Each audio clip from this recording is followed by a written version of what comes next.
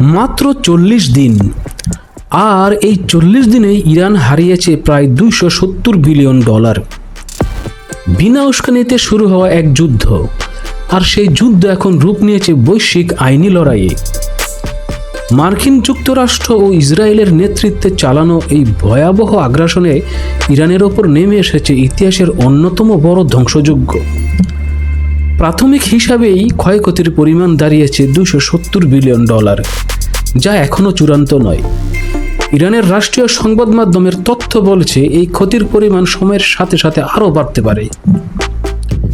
কিন্তু এবার আর শুধু ক্ষতির হিসাব নয়, ইরান সরাসরি পাল্টা পদক্ষেপ নিতে শুরু করেছে।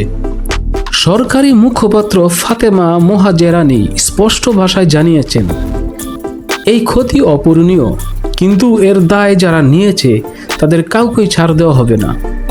শুধু যুক্তরাষ্ট্র বা ইসরায়েল নয়, ইরান এবার আঙ্গুল তুলেছে পারস্য উপসাগরীয় 5টি দেশের দিকে: বাহরাইন, সৌদি আরব, কাতার, সংযুক্ত আরব আমিরাত এবং জর্ডানের দিকে।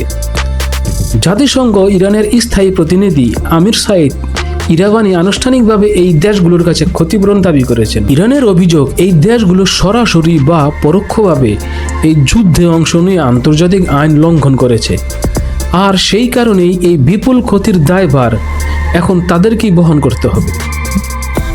এটি শুধু একটি যুদ্ধ ছিল না, এটি ছিল একটি পরিকল্পিত আঘাত, আর এখন তার জবাব দিতে প্রস্তুত তেহরান।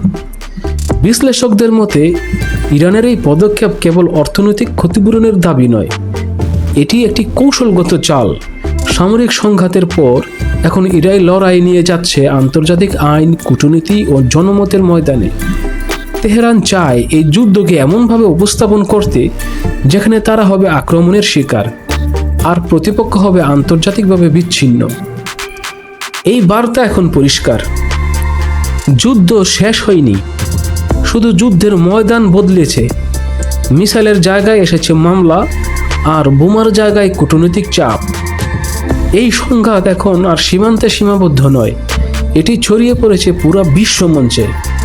আর প্রশ্ন একটাই, শেষ পর্যন্ত কে দেবে এই $270 বিলিয়ন হিসাব?